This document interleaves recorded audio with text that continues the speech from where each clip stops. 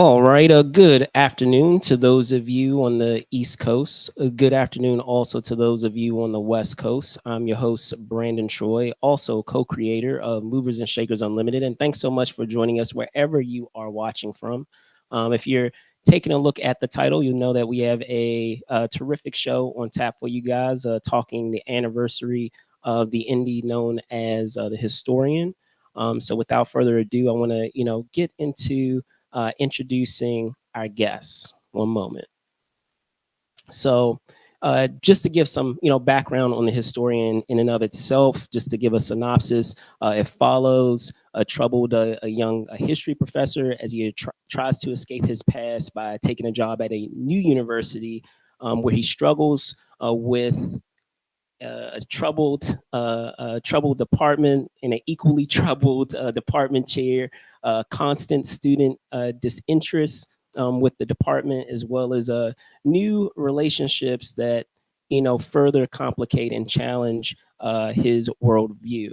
Now, the film in and of itself was released in 2014.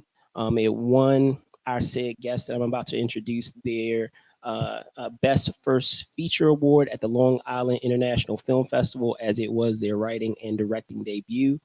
It was not only written, it was also produced, directed by, and stars our said guests. So without further ado, I love to welcome back to the show, Mr. Miles Doleac. Miles, how you doing, man? I'm well, sir. How are you? I'm good. I'm good. I'm good. So we will have, our extra other guests here. We should be here momentarily, but the show must go on since we are doing a live show, ladies and gentlemen. So, just hopping right into the film itself, Miles. Looking back, 10 years, a decade. It's hard to believe that it's already been that long. Just reflecting back and thinking of how the historian came to be. Can you talk a bit about that? Because there was a lot going on, in your life at that time, whether it was completing your PhD, already completing, if I recall, completing a film called Jake's Road that kind of set all the wheels in motion of inspiring you to do this film. So please, if you will, talking about how this came together. Yeah, it's absolutely crazy that it's been 10 years since The Historian was released. Um, and I'm so incredibly grateful for the growth, the development, the life of that project and what it meant to me and the trajectory of my career. And you're exactly right.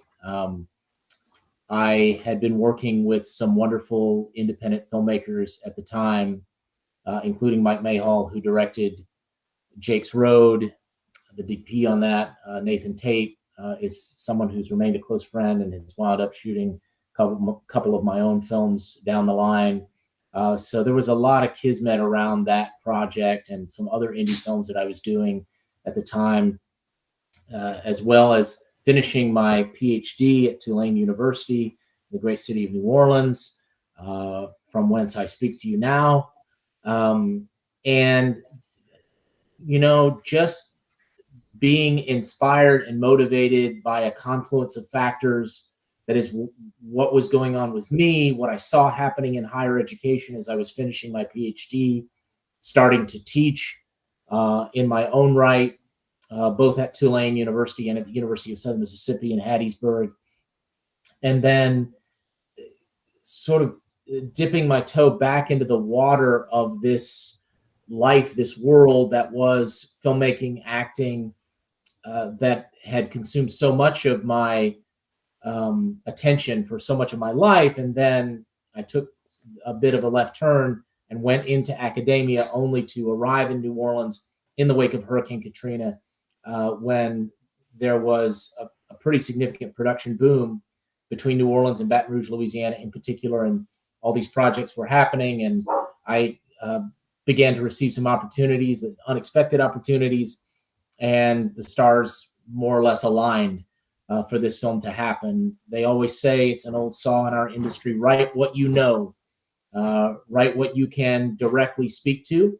And so that's what I wrote in The Historian, given my own experience, and was able to put together this amazing cast that I had no right to put together, and the rest is history, I guess, as they say. Absolutely, absolutely. So I feel like that's a great segue just to hop into just the characters in and of themselves, and Rhodes and Hadley being at at either end of all the characters that I feel like are like right there caught in the middle between these two characters. Can you talk a bit about that and how there very much seems to be a reflection between those two characters and how there is a certain trajectory that we come to know with Hadley and what he's done thus far in his career and how that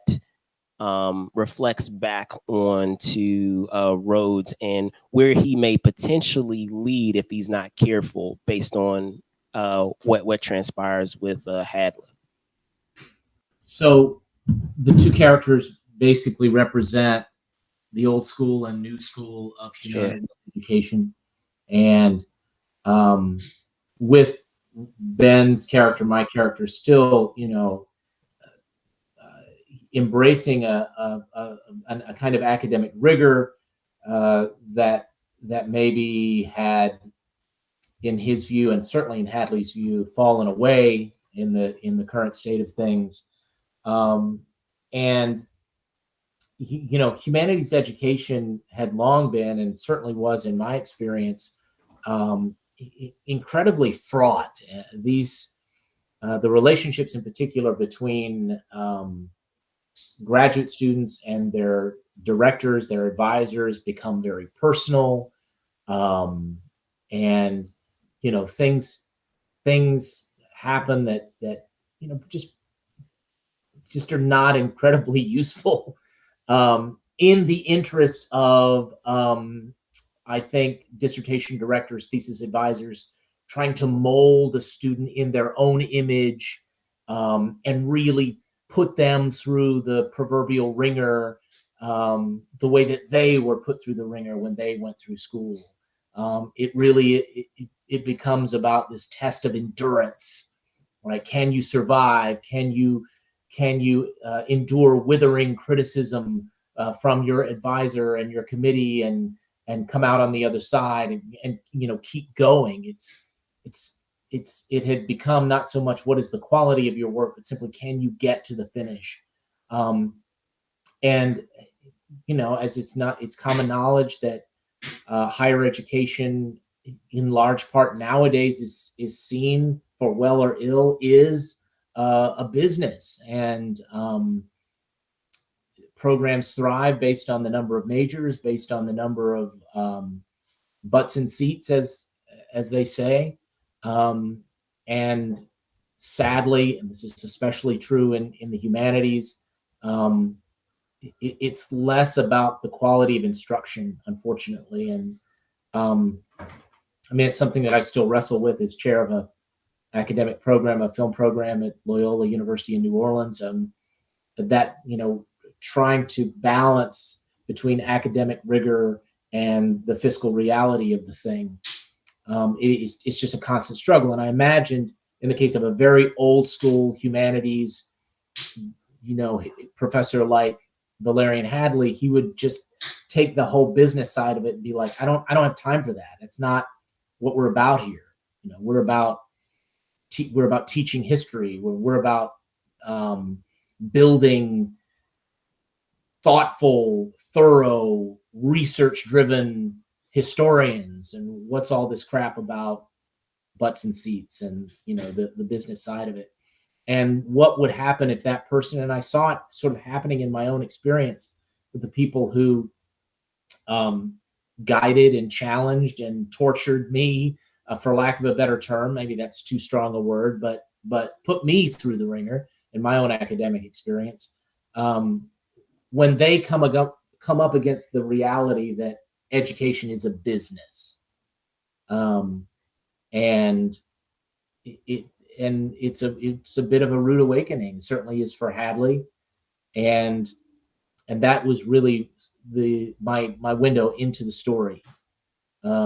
how would somebody like that, with a very outmoded view of what education is, um, handle this transition, this moment in education? And he's, of course, not handling it very well.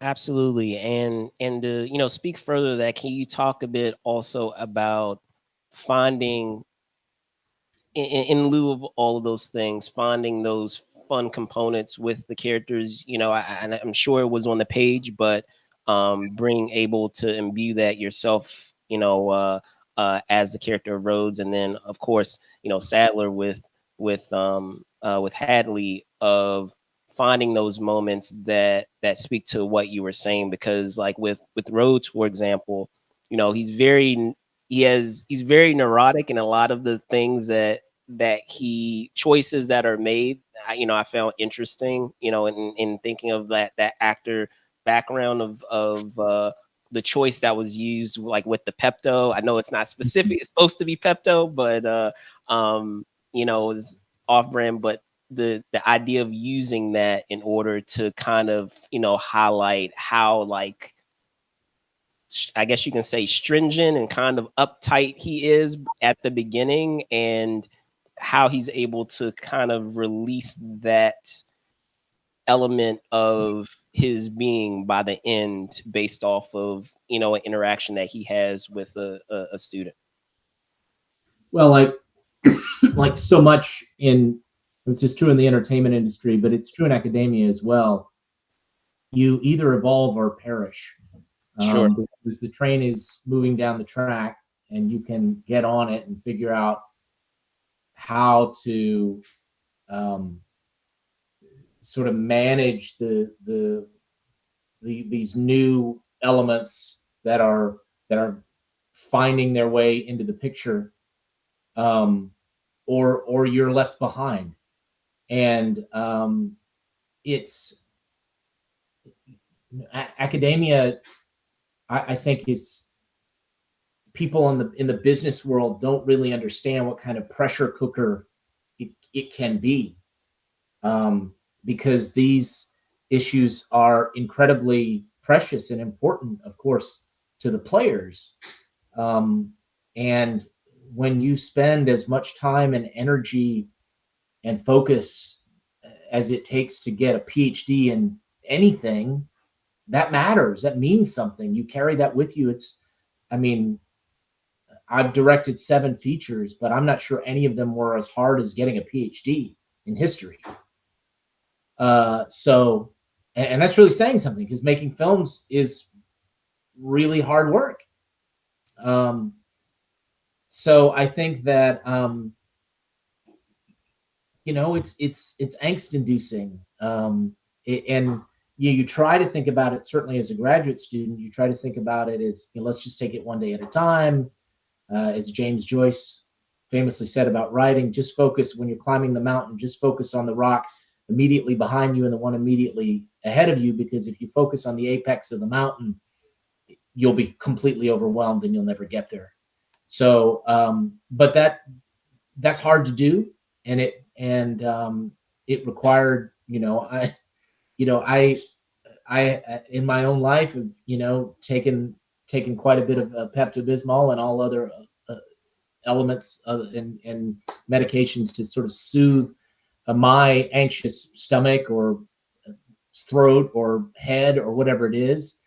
So much of it is about just trying to maintain some kind of equilibrium, put one foot in front of the other, get through today. But when you're looking at something as massive as getting a PhD, and there are a lot of things, of course, that might fall into that category, finishing a film, it's hard to do.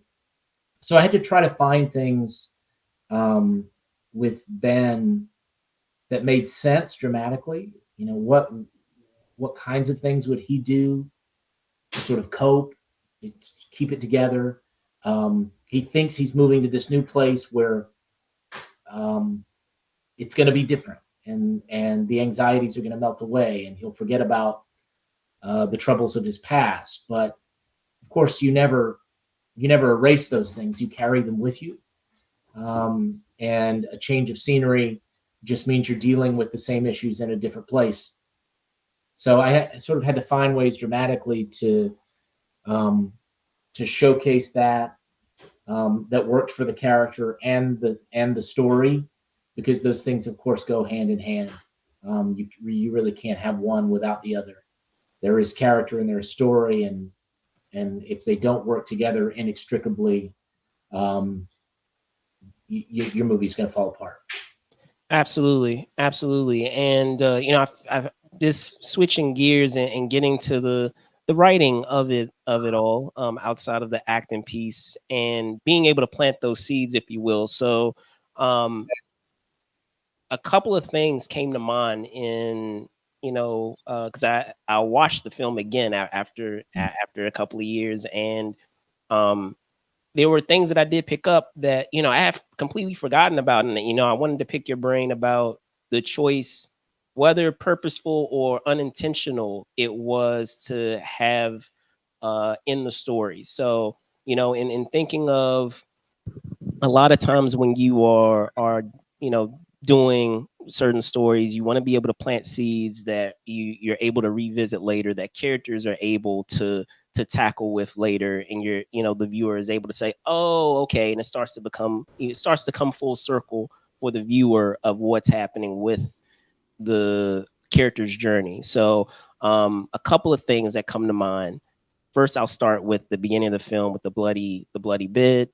Mm-hmm. um and how that making sure that that isn't that it's something that's becomes clear, or that enough is provided that you feel, as the writer, as the director, to make sure that the viewer is able to grasp that, because we are provided an idea of what that is about, but at least in the beginning of the film you're like, huh, okay. But Mm-hmm. as the film progresses, you get an idea of, oh, okay, you start putting two and two together. So, is there any concern in that regard of, when you're doing the story, did I give enough there? Did I give too much there Yeah. for the audience member, for the viewer, to be able to grasp that? It's an enormous concern. Absolutely. Um, I At the end of the day, I think you always have to err on the side of overestimating rather than underestimating the audience's intelligence and their ability to put the pieces together. Um, but it's really hard, and you're constantly struggling as a writer with this question of how much to give, because if you give too much, the audience will feel like you're condescending to them, Exactly. Yeah. and they're going to be like, don't treat us like we're stupid. And Right. that's the number one way to get an audience to turn off. And audience curiosity, I firmly believe, is a primary driver of connection between audience and story. So keeping a little bit of like, what's going on here? Let me see if I can piece this together, I think is a great thing. But then you never want your audience to be lost either, or at least not lost for a significant period of time. So I think it's a great question. And to answer your question, yes, as a writer, I constantly struggle with this. How much is enough to give the audience the sort of foundational knowledge of, here are the facts they need to make sense of the story? And then where do you cross that bridge into, okay, it's too much, and now the audience is going to feel like I'm talking down to them, which is absolutely what I do not want.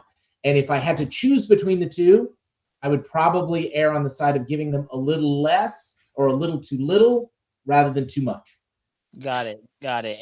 And some additional components that, throughout the film that came to mind. And again, not sure if it was intentional or purposeful, but uh as someone that I know that you are very deeply entrenched into your history and all of those things. And I noticed in the beginning of the film, we're provided a look at a certain book, the rise and fall of the Roman Empire. Right. And I have to ask, of how there's some components, if we're thinking of our history, how it could foreshadow like the events of our film. and how that plays. If I'm picturing, some of our figures of Caesar and Brutus and all of that stuff. So, you know, uh, can you shed some light into that? Of oh, was it just scenery, or perhaps there was something a little more wink wink, going there as that is shown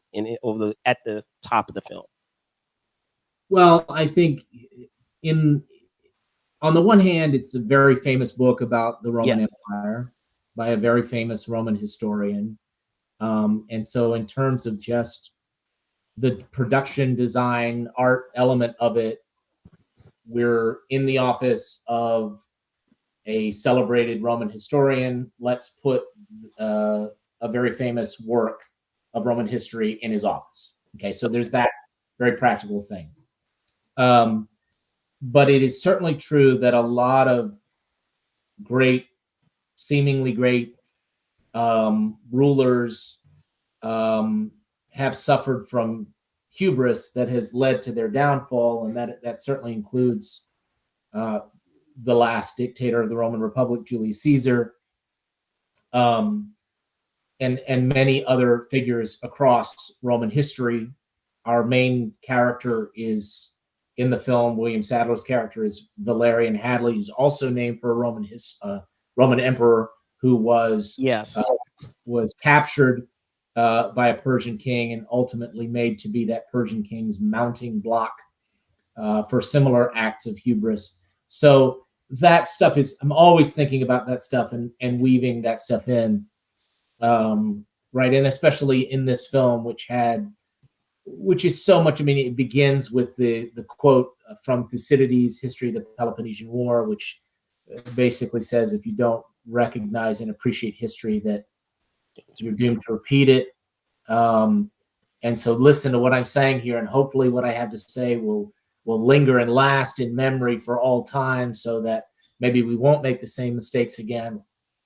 So all that is there, and of course, in hopefully a director is working very closely with their production designer and weaving these little Easter eggs into the design elements.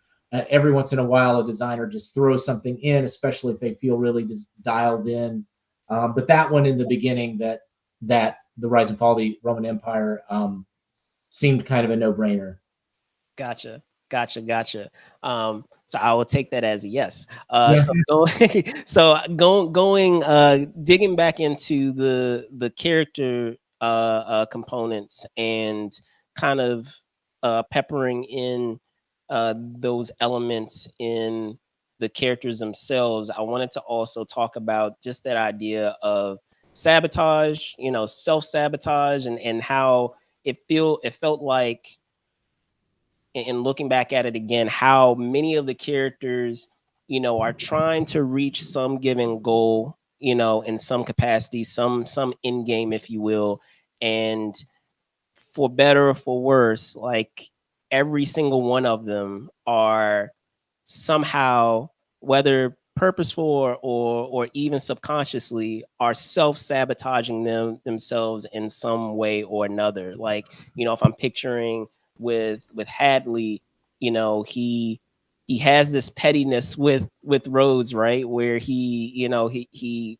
feels a sense of jealousy towards what Rhodes represents, but if he kind of gets out of his own way, which I feel a lot of the characters do, they actually have exactly is what they want or what they're seeking. He still wants to have the admiration of, like, his students and of the department, and people already like respect him and revere him, and there's really not much that he needs to do. And then the same goes for, like, with Rhodes too, where he's so concerned about securing his job and securing that position, but his peers, like, respect him, and, like, if he tries to, like, not get in his own way of trying to be the ideal that, as you were saying, the old school and new school, Mm. if he's not trying to adhere to that ideal that he believes he needs to be in that old school mentality,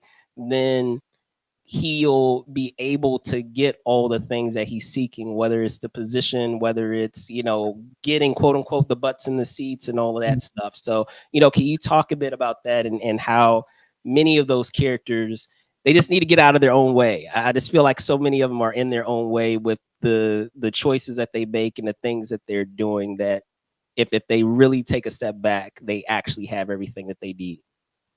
Yeah, well, I think that the best characters always have a healthy dose of internal conflict. Um, they are, in many cases, their own worst enemy. And ego, of course, can be so damaging. And when we make it about us versus them, or me versus him, or um, ultimately it's just diminishing returns, sadly. And I think that's what is so devastating about, I think, the character of Hadley in particular, is that he's done everything he set out to do. There's in terms of his career trajectory, there's not a whole lot left to accomplish, and then he lets this young guy, this young professor, come in, challenge him, challenge his ego, challenge his supremacy in the department, and it all crumbles. Um, when in fact, there's no real threat. But of course, those are the most interesting characters, right? You're always aiming for three levels of conflict, right? Personal conflict between human beings, environmental conflict of some kind, and then of course that inner conflict, which is often the most fascinating, because as audience, hopefully the audience is going, man, like you said, if he could just get out of his own way, he might be okay. But that ego, that need to be more, that inability to be satisfied, um, is just throwing down this roadblock that Hadley in particular is not able to overcome. And in a way, then he sabotages his entire career, his celebrated, illustrious career, because he feels this phantom threat from Ben Rhodes coming in. Indeed, indeed. So with all of these shows, these anniversary shows that we done, um, in the past few weeks, I always like to get into in looking back and reflecting, their components, being a perfectionist and being very meticulous. They're things that at the time you kind of just had to kind of just let go of and say, okay, this, it is what it is. I have to, this is how it's going to be. And there are components of it where you're like, oh, okay, this turned out far better than I anticipated. So, in giving you the opportunity to do that, if you could look back, obviously, that I'm sure there are things that you're very proud of, but maybe the things that you like to do differently. So I'll give you the choice. You can either do what I would have liked to do differently, like looking at it like, oh, like I wish I wish I was able to, get this, or I was really trying to attempt this and it still irks me, it still bothers me, or would you like to start off with, the components that you have enjoyed the most in that experience? Because we want to do both, but I guess I'm gonna punt it over to you. Which one would you prefer, sir? A great filmmaker once said, "You never finish a film; you just abandon it." And that filmmaker commonly works with budgets that are far greater than what I have. I'll take that as a hint.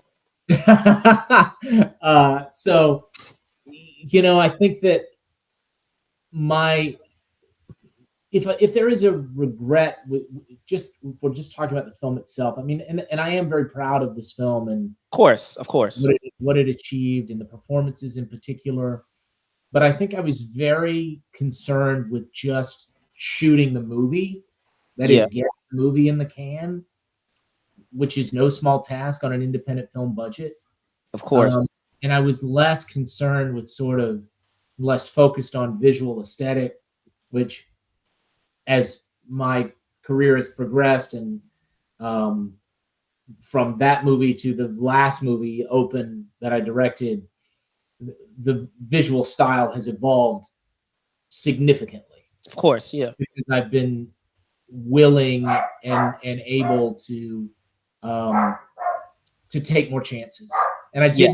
I didn't take a lot of chances. I think visually, just in terms of the shooting of the film on Historian, just because I didn't feel like there was time, and I probably played it a little safer uh, than I wish I had.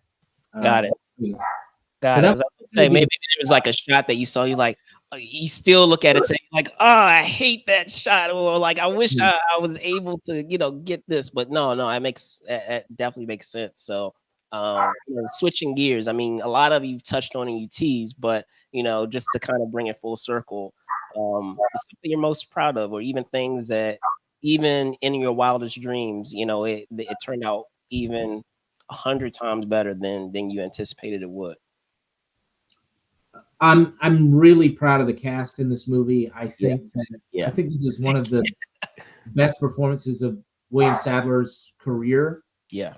which is an Same team. incredibly impressive career, and I think that's really saying something. I think that we were able to craft together in that performance something really special, something that was really complex, and I think the depth and the power and the vulnerability that he brought to the role is really really impressive. Still, as I look back at it 10 years later, um, I going on about the cast. I wrote the role of Chris Fletcher for Colin Cunningham. I had Yeah. no idea to play Yeah. the character. Great. I sent it to Colin Cunningham. He agreed to do it. That's crazy. It never happens. Somebody's first film, indie budget. He loved it. He came down. We hit it off. We still chat today about it. I mean, it's just wild to me. John Cullum is in the film. Glennis O'Connor. Um, these are performers who have these vast resumes of work, um, and they came down to Mississippi to do my little indie film, and they were all in every day. And to me, that still kind of blows me away. Awesome. Awesome. Well, with that being said, we're gonna cap it off there. Miles, as always, it's a pleasure to have you on, sir. Before I let you go, can you tell folks where they can find you? Yes, I am on Instagram at Miles_Doleac. That's at Miles_Doleac. Also on X, they're calling it now, via the dictum of Elon. Don't call it anything else, not even if your name is Stephen King. At Miles_Doleac on Instagram and X. Um, check out what we do. Check out our website, Historia Films MS, from Mississippi, where our production company is based. HistoriaFilmsMS.com. We've got a lot in the pipeline. We have a new film that released in November, Open, which is everywhere and is coming to Tubi. So now you can watch it for free in March. So do check that one out. It's quite a bit different than The Historian, a different animal altogether. But hopefully your audience will enjoy that one as well. Awesome stuff. Well, once again, I want to, thank Miles for coming on the show, and talking the 10th anniversary of The Historian. I'm your host, Brandon Troy, also co-creator of Movies and Shakers Unlimited. You can find me at Brandon Troy ENT, Troy_ENT on Instagram. That being said, guys, thank you guys so much for watching. Be safe out there and see you soon. Later.